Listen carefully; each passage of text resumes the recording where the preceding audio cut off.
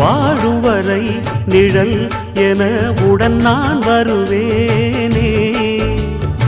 ஏழ் பிறப்பும் உயிர் துணை உனை நான் பிரியேனே.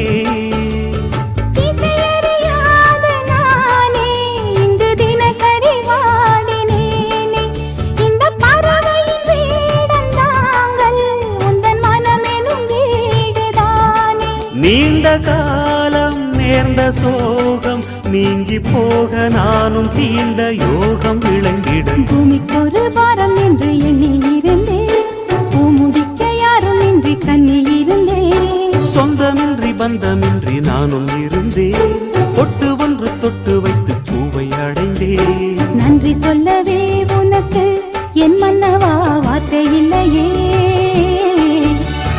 தெய்வம் என்பதே